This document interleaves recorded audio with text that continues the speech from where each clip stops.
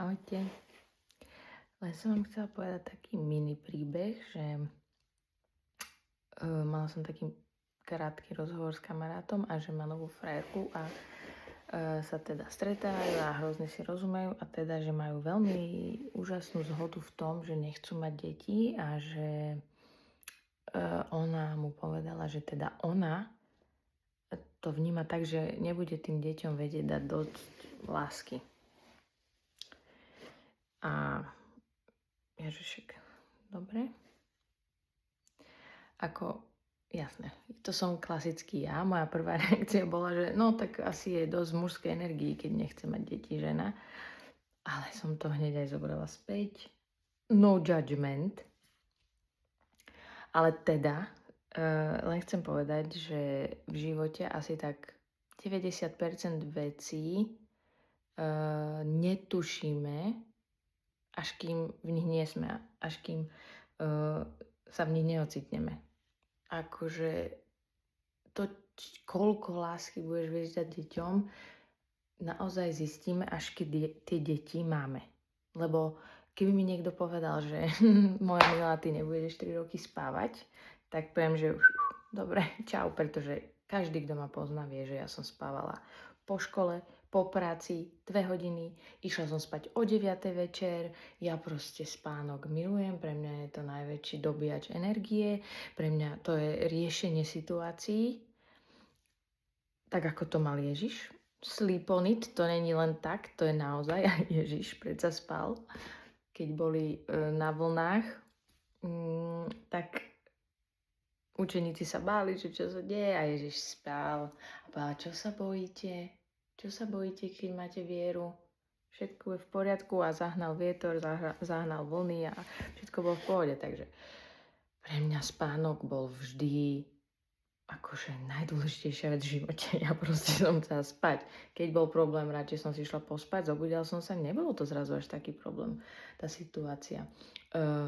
Keď som bola vyčerpaná, prestimulovaná, hluky, ľudia, socializácia, akože to všetko som vyriešila spánkom.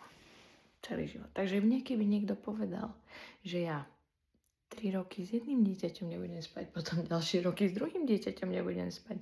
A celkovo, že proste už nebudem nikdy robiť to, čo ja chcem, kedy to ja chcem, tak si poviem, že to je trošku blbý deal. A potom, keď máte tie deti, tak vy zistíte, že to je úplne iná dimenzia života. Úplne iná dimenzia. To sú také typy. Proste ja ich milujem, oni sú bombové. Vytačajú ma tá staršia, ale pritom ju zbožňujem, lebo to je proste totálny typek, hej. Ona ma sem došla tak dať do laty, že keď vy si myslíte, že máte vymeditované, že ste boli na Himalájach a ja neviem kde všade, proste tak porodíte si jednu dcéru a zistíte, že ste nič, neviete nič, netušíte o živote nič a ešte aj ste totálne necool, trapný, vaše slovo nič neznamená a až vtedy zistíte, že nemáte nič vymeditované, ani ste ešte nič nepochopili, pretože byť bezdetný, mať svoj režimík a všetko a vtedy byť cool a v pohode je ľahké. Ale buďte cool, v pohode, vymeditovaní, keď ste nevyspatí, keď každú sekundu vás niekto prerušuje v nejakej aktivite, ktorú robíte, keď vám niekto nedovolí spievať dobrú pesničku, lebo je to trapné a ja proste si potrebujem v tom aute zaspievať ten Deep Purple. Proste je to tak, je to sekulárna hudba. Moja veľmi dobrá kamarátka Miška mi to už zakazuje, že to nemôžeme už, že mali by sme už inú hudbu, tak dobre, tak poviem, že dobre, Deep House, tam viem urobiť trošku akože, že sem tam to preladím na nejaký dobrý taký beat. No, ale tým som len chcela povedať, že keby mne toto všetko niekto dopredu povedal, tak poviem, že no to určite. Ja pekne budem žiť sám v onom kláštore asi. No ale Boh mal iné plány, takže som mama 2 dcér, takže sa môžem tešiť, čo táto malá 1,5 ročná so mnou bude robiť za chvíľu. Ale dobre. A každý, kto zvažuje, či mať alebo nemať deti, akože nechcem vám hovoriť, že majte deti, ale je to fakt šupa a fakt to vie človeka posunúť do úplne inej roviny, úplne inej. A môžete sa modliť, môžete meditovať, môžete byť na, ja neviem, Santiago de Compostela, cesty si dávať, ja neviem čo. Kým nemáte deti, neviete, čo je život. Bodka. Čiže a to aj akože so všetkou prímesou humoru a všetko, ale aj naozaj. Naozaj to srdce sa vám inak odomkne. Chlapi tiež, ktorí sú není nejakí, že deti, tak oni keď proste zrazu majú tie deti, tak to je úplne iné. Akože úplne iný rozmer, čo mi hovoria, však neviem, ale tak je. A pre baby celé to tehotenstvo, však to je v podstate, to je neuveriteľné, že v nejakom mojom bruchu vznikol život, ktorý tam vložil Boh, lebo proste bol čas pre túto dušu sa sem narodiť, no proste to je úplný surrealizmus. A potom to všetko ostatné, čo s tým prichádza. Jediné je školský systém, to musím povedať, že toto je záberák, hej. Že zase musím robiť domáce úlohy, že zase musím sa báť, akú poznámku, čo. Tak to je jediné, čo skutočne by som, akože to je, trošku by som nejak, ale inak mať deti je brutál a nechcete ich nemať, lebo to je naozaj odomknutie 1000 nových komnát, ktoré so sebou prinášajú len dobré veci. Takže, áno, toto som chcela povedať, že okrem toho, že Ježiš naozaj miloval deti a na nich sa máme učiť. Nám to povedal, že máme byť ako oni, ako som minule hovorila. Takže a v ten deň, čo som urobila to video, že buďme ako deti, som mala rozhovor s týmto kamarátom potom a došlo na to, že teda oni nechcú mať deti. Tak len som chcela urobiť teraz toto video, že mať deti je úžasné, ako hovorí Emma Tekeliová, či ktorá to byť ženou je úžasné. Tak ja hovorím, že mať deti je úžasné, aj keď je to totál rehola. Hej, akože a v dnešnej dobe, kedy vlastne žijeme úplne iným spôsobom ako kedysi, nežijeme v nejakých komunitách, kde si vieme pomáhať, ženy by mali byť spolu, oni sa vedia viac odbremeniť s tými deťmi, potom od tých chlapov chudákov čakáme viac, nám vedia dať, lebo sú to stále len chlapi, oni sú v tých robotách, potom do domov a my sa tešíme, že im dáme tie deti, že super, chvíľu si môžem oddychnúť, ale oni si tiež chcú po tej robote oddychnúť a zároveň oni proste sú to chlapi. No a proste tento svet je celý tak nejak naopak. No čiže teraz je to naozaj ťažké, ale neviem, je to tak dobre ťažké. Jak keď urobíte nejaký dobrý športový výkon a tak proste môžete byť hociak unavený, hociak. Ale to dieťa, keď sa nám proste usmeje, tak není nič viac na svete. Naozaj, lebo to je proste, keď sa stanete zabávačom vlastného decka, tak to je, že normálne, že to je najväčšia odmena. Fakt. Neviem to opísať ináč, ale je to úžasné. Takže, kto zvažujete, verte mi, že je to úžasné.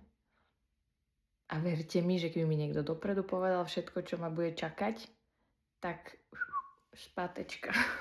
Lenže, keďže ja som človek, čo síce všetko veľmi podrobne skúma, analyzuje a potom si povie, že whatever, ideme do toho. Tak sa mi v živote udiali všelijaké situácie a naozaj vlastne by som nikdy nič z toho nezmenila a je to všetko úžasné, tak jak to má byť. A z toho všetkého tie deti sú najvác. Takže akože nepodliehajte vlastnému egu a vlastnému pocitu dôležitosti tým, že vy chcete cestovať. Dobre. Koľko tureckých medov chcete zjesť za život, alebo kebabov a falafelov a píc a ja neviem čo po svete, však super, cestuj, ale potom k čomu sa chceš vrátiť? Akože, ale však no judgment, ja len hovorím, že ak niekto je na váškach, tak vám hovorím, že neviete dopredu nič z týchto múdrych rečí o tom, jak vy sa poznáte a viete, že to nezvládnete. Verte, že zvládnete a verte, že budete šťastní a je to úžasné. A obzvlášť aj nejaké baby, čo sa ocitli v nejakých ťažkých životných situáciách a ak uvažujú nad potratom, tak nerobte to, lebo prináša to so sebou nielen zdravotné rizika, psychické, duševné, ale pre baby je to ťažká situácia a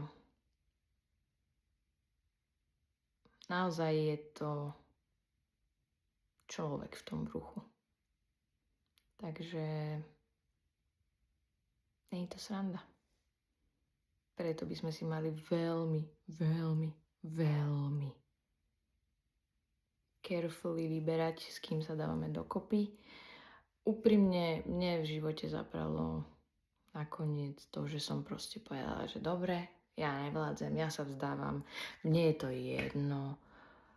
Pán Boh, ty daj pre mňa toho, ktorého ty máš pre mňa, lebo čo ja viem, ja možno mám o sebe malé sebavedomie, možno si nemyslím, že si zaslúžim lásku, možno si proste vyberám také divné typy, ja neviem, proste ty daj mi do života toho, ktorého máš ty pre mňa a ak pre mňa nikoho do života nemáš a mám byť sama, fajn, ja budem.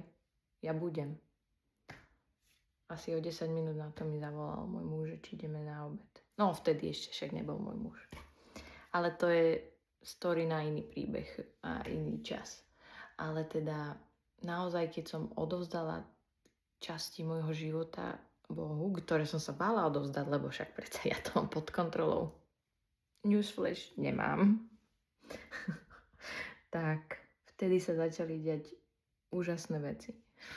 No, ale len teda som chcela povedať, že častokrát jedna téma tohto celého je deti a druhá časť tej mojej úvahy je o tom, že nevieme častokrát, čo všetko zvládneme, až kým sa v tej situácii neocitneme a zistíme, že to zvládame.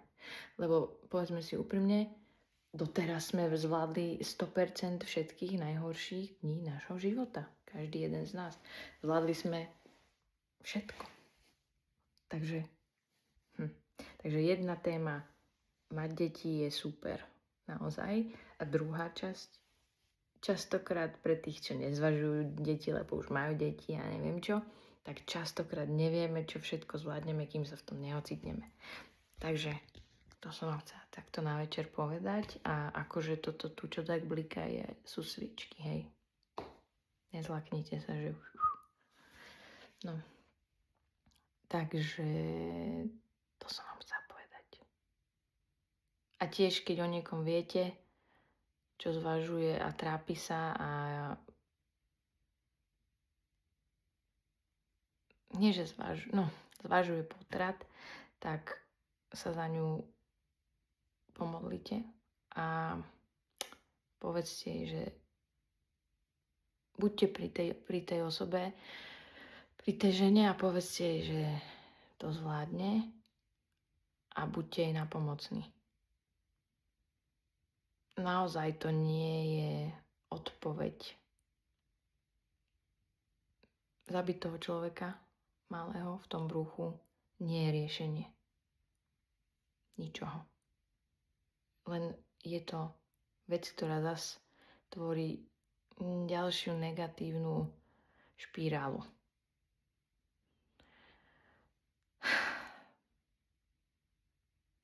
Takže to som vám chcela povedať. Dobrú noc.